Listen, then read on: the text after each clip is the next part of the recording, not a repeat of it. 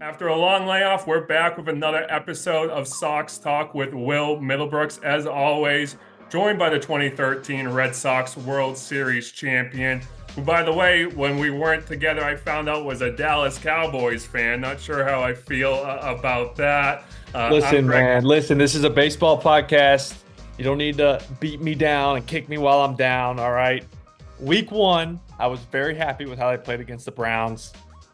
Week two, I don't know. Everyone's probably seen Space Jam where the Monstars come in and they take all the powers from Patrick Ewing and Was not all these expecting a Muggsy Space Jam Bogues. reference. That's what happened in Dallas. I feel like we don't have this isn't a football podcast, but you got me going now. Yeah, we'll do our Cowboys talk another time. That might be a little tougher for you to get through than I'll some have Red my box of Sox talk. tissues up for that one. But I'm your host, Greg Dudek. Well, it's certainly I'm glad to be back together. Red Sox season kind of took a dip after the last time we talked, struggling in September. They're still technically mathematically in it, right? But one thing that's kind of heated up for the Red Sox perspective from this past weekend is a little kind of dust up with the New York Yankees, which always gets the fans going. If you weren't paying attention, Saturday, kind of a crazy situation where Gerrit Cole intentionally walks Rafael Devers with the bases loaded, and everybody thinks that's the story until after the game. Alex Cora is very upset at Cole, thinking that he threw at Rafael Devers in the first inning, and then the Red Sox kind of retaliated, had their chance with Brian Bayo and missed Aaron Judge, and then MLB is investigating Cora. It was a whole, situation that ended up happening. I guess to kind of rehash that situation and look back at that a little bit. First, what was going through your mind when you saw Rafael Devers get intentionally walked with the bases empty? Well, I'm going to rewind it even further to his first at bat when he took the cutter off his hip, and Gerrit Cole, he did hit three batters in that game, so he didn't exactly have great command. And he's pitched Rafi Devers like that before, fastball away and then cutter up and in is where pitchers try to attack Rafi. Because if there's a little bit of a hole, it can be up and in his swing. And I'll just say it was most likely intentional. Um, it's also a veteran pitcher who knows how he's attacking hitter. He knows how everyone knows how he attacks Rafi Devers. Um, I mean, first and foremost, he prays because there's no other way. He doesn't know how to get him out, but he likes to attack him up and in. And he's probably thinking, hey, if I miss, I miss. If it hits him, he can take his bag in this situation. If not, it's a perfectly executed pitch, which I'm trying to make. Um, so I think he was okay with hitting him. I don't think he was like, I'm gonna drill him here. He's like, I'm gonna throw a borderline pitch. If it gets him, it gets him, and I'm fine with it. Um, but the walk was very confusing. Base is empty. I mean, you look at the list of guys like Barry Bonds and these Yeah. guys that don't. I think Judge was the last one a couple of years ago for that to happen Yeah, too. I think it was like I Um, think I saw something like Devers is only the sixth player in Red Sox yes, history, where you're talking 100+ years to right. ever It's have that insane. It just happen. doesn't happen because analytically, win percentage wise, win probability, whatever, it doesn't make sense. Like in a 1-0 game, worst thing that happens is a tie game and it's early enough in the game, it really doesn't matter. But um, I think the Red Sox response to it was funny just because the whole video itself is funny when he throws up four fingers and just goes, gave him the get out of here, go to first. Yep, I go thought to that was first. really comical. And I thought Rafi's reaction of just pure confusion because Rafi knows the game and he's like, number one, it's odd that you would walk me in this situation. Secondly, I can't hit it right now. Like I'm not hitting velocity at Mhm. all because whether it's the shoulder or an approach deficiency, whatever it may be right now, he's not catching up to velocity even when it's middle of the plate right now. Um, so interesting to walk him there, but then he comes up with the bases loaded, his next at bat. And I'm thinking, do they walk him here to just give up one run? Like, Yeah. do they give him the So true that Barry was Bonds? seriously in your mind. It had to because they had a mound visit right after that or right before that at bat. Okay. And I guarantee that was tossed around. But then it was just a dumb pitch to Rafi. He threw him a slow breaking ball. That's the one pitch he's been able to get to right now if it's in the zone. It was just at the bottom. It was actually a good pitch. Um, but you throw him fastballs at the top of the zone, he's probably not going to catch up to it. He might foul it off right now because he's just not right, whether it's the shoulder or whatever it may be. But it was a dumb pitch. That was the one pitch that he was going to hit. And of course, he smoked it for a RBI double, two RBI double in the gap. Yeah, So, and I mean, Rafi's grinding right now, man. It's over the last month, he's got two doubles and a homer. It's not a good way to end the season because we were talking about his season as one of his better offensive output seasons he's had in his career. And then this last month, just the shoulder thing happened, and it's just like screeching of the brakes of his season. It's tough to see because, he puts the work in. You know how good of a player he is. definitely. And like Cora was kind of saying with that whole situation, they were kind of tipped off to the fact with Gerrit Cole hitting him in the first inning. Once they intentionally walked him, like, You okay, felt like that gave it away, yeah, right? exactly, exactly. So, I mean, do you ever recall? Have you ever been part of a game where you're intentionally walking a guy with the bases empty? No, And I guess too, no. what was just you were on the, I guess you weren't on the trip there with the team, but you're now with them in Tampa. Was like, what was the mood with the team like about that? I mean, obviously, like you said, I wasn't in New York. I was in Boston doing pre and post game Yeah, shows. But if your manager is that angry, their clubhouse isn't happy about it, and you could see the reaction. Um, yeah. Bayo had some comment called yeah, basically from called it a Bayo weak talking about move. it showed weakness. Yeah. Um, Rafi saying he's a future Hall of Famer, like he should have the confidence to pitch to me in that situation, which he I should. thought Rafi played it perfectly though. He was like, "Hey, he's a future Hall of Famer. Like, it's his Yeah, decision. I mean, It's what are not." you what are you supposed to say in Rafi's Yeah, situation there? You don't want to come off a certain way. yeah. But do I think the Bayo pitch was intentional? Yeah. Yeah. He came back out for one batter. Right? And I get it. The righty-righty matchup with Judge, it makes sense too. Um, but I will say Bayo went about it the right way. He did miss. It's also hard to hit guys when you go low. He went for his thigh. That's the right place. The thigh, the butt area where it's not going to injure a player, but it's going to make your point. And I think even throwing behind him made a point and raised some eyebrows and went, oh, Mhm. okay. And you look at it after that, there was nothing between the players in the media. There was nothing between the managers in the media. It was just over. Like they I, squashed it, and it was very old school. I was And I'm going to glad ask you the about that because that was a question that always gets asked after that Saturday game is now does this carry over into the series finale? And from just being around Cora a little bit, you obviously know him a lot more than I do. He seems to have a pretty good relationship with Aaron Boone, he and like does. you said, everything just kind of got squashed, which I was kind of surprised about. I think most Red Sox fans are like, okay, rivalry's back on a little bit. We're gonna see, Yeah. some guys getting plunked, maybe some, But it's dugouts fun. It's emptying. fun for the fan base. It's fun for the rivalry when there's bad blood, right? But at the end of the day, these guys don't want to hurt anyone. There's a lot of money at stake. There's a lot of wins and losses at stake. And normally the guys getting thrown at are the star players because that's where you make your point. Um, and I think once it was over, it was over. And that's just part of these two managers and their style, which they respect the old school way, but they also respect, all right, we did what we did. You had your chance. You missed. Let's move on. Yeah, definitely. You could definitely see that, play out the way it did. Now, kind of switching gears a little bit, talking about a player who has had, a very interesting season, Trevor Story. Everybody thought his season was going to be over, just what, a week and a half into the season, 8 games. I think it was from the shoulder injury, has surgery, but comes back, less than 2 weeks ago. And I kind of just want to take the baseball out of it for a clubhouse to see a veteran guy like that who's I think two-time All-Star already fight his way to come back when he could have just said, "Hey guys, I'm just gonna focus on next season."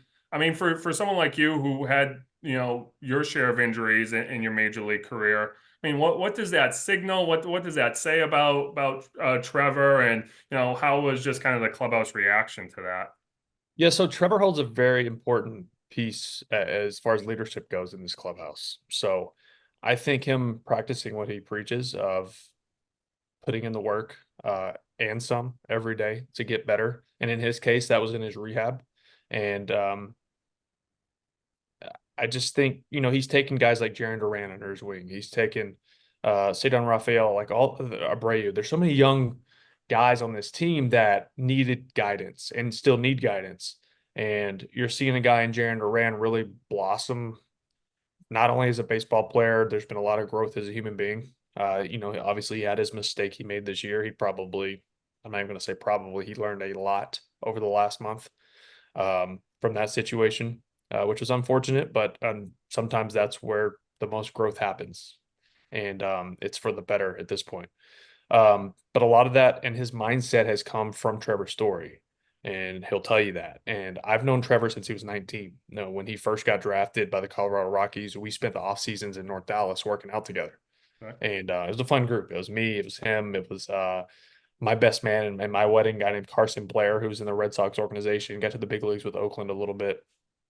Torrey Hunter, LaTroy Hawkins, Joel Hannaran. It was a very veteran oriented group with us young guys just Yeah. learning from them. And Trevor's just always been that guy, even as a 19-year-old, very reserved, mature, slow heartbeat type guy. And he's always had the leadership qualities. So to see him build the resume through the years as a big leaguer, come to Boston, he signs this deal. 2 days after he signs the deal with the Red Sox, he has his first child. He's had two boys now. So it's been this like growth of him as a human being. And I think that's made him an even better leader within the clubhouse with younger players, just because I don't want to say like father type mentality, but I just think he understands how much and how important his role is to these guys. And it was very important to him to make sure, while everyone told him there was no chance of playing this year, that he got back, even if it was for one game, just to prove, hey, you know what? No matter what people tell you, you put the work in, you put your head down, you put your blinders on, you go to work, and you can make it happen. And I think that is going to go a long way with these young guys. So, were you surprised at all that, he came back, or, Knowing him, absolutely not. Absolutely not. And I'm not surprised that he's playing well, too. I mean, he's hitting yeah, 280 something. Right? I mean, it's a small sample size. I get yeah, it. But you watched the game last night, game 2 in Tampa here. That's his game, right? he Like was the story he of the can game, pop you pun with a intended. homer, and then he can still second, still third, and use his speed. And he's already got 2 outs above average. He's played a few games. Like that's just who he is. He changes the game defensively. He solidifies your defense up the middle. And then he can really impact the game in so many ways offensively when he's going well. And right now, when you see him get in trouble, he gets real pull happy. He's trying to launch. And you've seen him getting jammed a lot and getting a lot of like jam shot singles because he's letting the ball get deep. He's letting it travel, and it allows him to stay on the off speed and drive the ball the other way. He's using the gaps, and he's balanced right now. And when he's balanced, it's a lot of loud noises coming off his bat. Yeah, kind of crazy for him to do what he did to come back, but obviously, like you said, in that Wednesday night win over Tampa, really showed what his value is. Stealing bases, like you said, playing solid middle of the infield defense, and showing a little Did bit you hear more his post game? Did you hear his post game conversation with Jemai? He a said, little bit. honestly, he said, I just wanted to play like Duran. He said Oh he yeah, that's inspires right, me to that's play the right. game this way. He's like, I spent all this time during rehab and watching every game, and I watched Jarren Duran play, and I think that's how you play baseball. He said, so when I'm here, I want to play like him. I thought that was cool.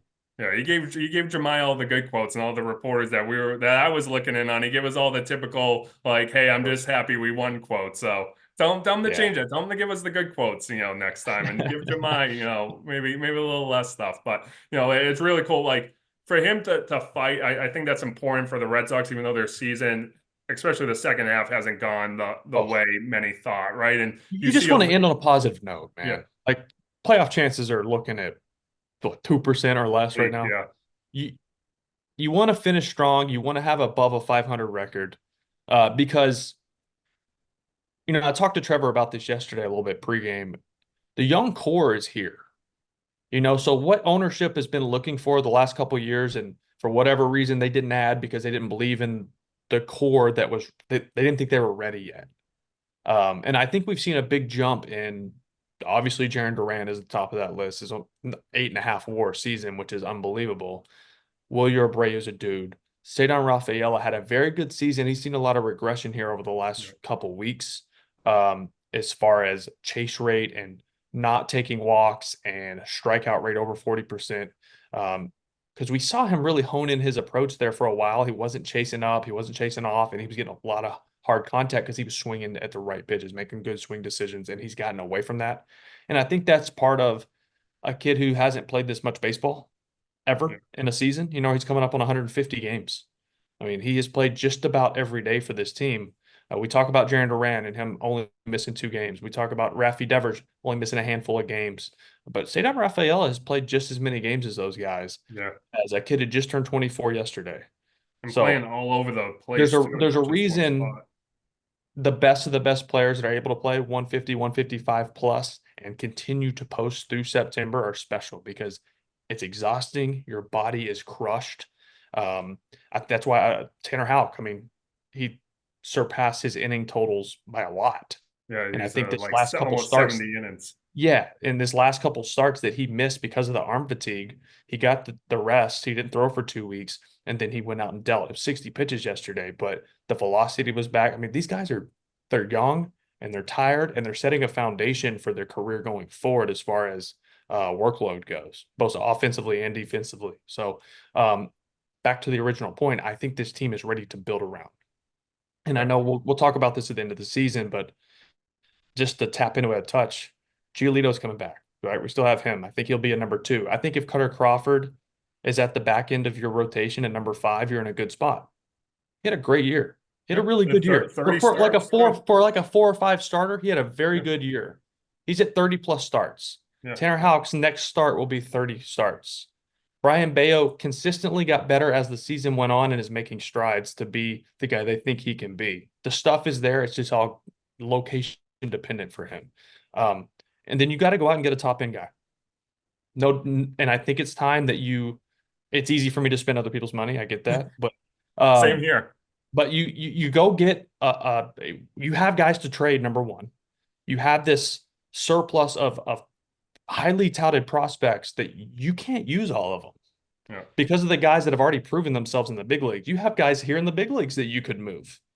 Um, so there's options, not only signing free agents, but making trades because you have the pieces to do it to get a top end starter. And then you honestly need a couple bullpen pieces because Kenley and Martin likely aren't going to come back. Yeah. So this team has some voids they're going to have to fix this offseason. I think it's going to be a very active offseason. I don't want to get my hopes up, but I'm going to because I love this team and I love the organization. And I think they're ready to build around this group that over the last 2 years have grown and proven themselves to be an offense that can score runs, even though this last month they have not. It's been The brutal. starting pitching bounced back. These guys who you were like, what do we have here? They were really good the first month and a half. They sucked for a while because that's part of the cat and mouse of baseball. The league adjusts to you. And then they figured it out again, and they've been really good over the last month. So there is a core group that is ready to build around. Those buttons just have to be pushed. Mhm. Definitely. And those moves are something we will definitely dive into, on our probably next episode of Sox Talk, right? But I have to still mention too, just going back to the story real quick. You're his good luck charm now. You did a pregame interview with him on NESN. Next thing you know, he's 2 for 4, 2 bags and a homer. I shot him a text on my way back to the hotel last night, and I said, "Hey, same time tomorrow." And he said, "Yes, please. Tell me when and where." So we'll make that work. Somehow I got to go talk to him so he can hit another homer, steal a couple more bags, make a couple more nice plays at short. Perfect, perfect. But just kind of wrap up here with looking at this final 9, 10 games of the season, like we talked about, playoff chances are slim. Like, be realistic about it. Probably, they got it. They're only 4 back of the Twins. They have this weekend series with the Twins, but I'm Detroit's not ahead worried of about them. the Twins. I'm worried about the Tigers. Yeah, Detroit's ahead of them now. Seattle's also, ahead of them in the standings. I think from your experience, what's it like being in this position where you're like, hey, the season's kind of over. Baseball's a grind, like we were talking about it. It's 162 games. You started in February, probably even did, training even before then. Like, what's kind of the approach in the locker room from a former player's perspective of, hey, like this season, we didn't get the job done, but we still got these final stretch of games to play. Yeah, so I've been on different teams when it comes to this. So I've been on a very older veteran team that you get to the end of the year and you're not going to the playoffs, and it's a much different vibe where everyone's kind of shut down mentally, physically, and you're just like dragging a dead corpse to the finish line. Like that's what it is. But I've also been on young teams who are still trying to prove themselves and they're playing. There's guys on this team who are playing for a spot on this team next year. There's guys, and this sounds selfish, but at this point in the season, when the team accolades, the postseason hopes, that stuff's out the windows, you start playing for the back of your own baseball card, which is totally okay at this point in the year. It doesn't mean you're a bad teammate. It just means that's really what's left for the last 10 days of the season is you want to end so you can go in the off season with a really good taste in your mouth. You want to end throwing the ball well. You want to end having good at bats and making plays on defense. That way you carry that into spring training next year to get off on the right foot because that matters. If you end on an 0 for 12 with 7 strikeouts, you go in the offseason with no confidence, regardless of how your season went. Kind of the mental That's how aspect of the baseball game. is. It's all like recency bias, right? It's right in front of you. Like what's important is what have you done for me lately? And that's in players' heads too. So you want to go into the offseason with a good taste in your mouth. You want to be excited about going to camp. You want to be excited about what's ahead in 2025. So there's so many reasons to finish strong. And it might come off selfish, but you're playing for the back of your baseball card and you just want to be ready for 2025. Like you kind of said, just it's all about kind of building the foundation and covering the Red Sox these last couple of years. Injuries have obviously been a big topic, big storyline for the team, throughout the season and into the offseason. And one thing you hear a lot of players say, it was like Trevor Story and Tanner Houck. It's like, hey, I don't want to rehab I want to go into the offseason healthy so I can just get right into my training regimen and be ready for next season. With that kind of in mind, Red Sox obviously have a few players who are dealing with stuff right now. Rafael Devers, as we talked about, just hasn't looked like himself. He's been basically since spring training has been battling stuff and has fought his way through it. Tanner Houck, like we mentioned, 70 innings over his career high from last season. He came back, last Wednesday night, pitched 4 innings on a pitch count. Kenley closes the game. He's grimacing every other pitch, dealing with a shoulder issue. I mean, do you sit any of these guys down and try to get a peek at, other players who are auditioning for maybe a role with the team next year? I know those guys, being the competitors they are, probably don't want to sit, but where do you kind of weigh where you are at the end of the season with the future kind of? So it's one of those where you have that tough discussion. You sit down in an office and have this talk with these guys, and guys like Rafi, guys like Kinley, guys who've been around and earned the right, you give them that option. I don't think you can tell one of those guys you're not playing at this point in their careers because of who they are and they've earned that. When it comes to a guy like Tanner, who's still relatively young in his career, I mean, he debuted in 2020, so he's still been parts of 4 seasons. His conversation is a little different. One, because of how long he's been around. Two, because of innings, right? Kinley, innings isn't really a thing for a closer. It's more, how do you feel right now? How can you go today? Can you go tomorrow? Do you need a day? Yeah. With Rafi, it's injury related. Hey, nothing has actually come out that he is. We know about the shoulders. He's Yep. had both of them all year. That some stuff's been going on. But they've asked Rafi about it, and he's like, "I'm fine." In which I can respect. He's not going to make an excuse for playing poorly because he's choosing to continue to play. So I can respect that. But at a certain point, I think with Rafi, I think Rafi's the main one I have my eyes on right now. Is I wouldn't mind shutting him down. He's going to say no because that's who he Yep. is. Yep. And if nothing needs to be structurally, surgically fixed, then that's okay.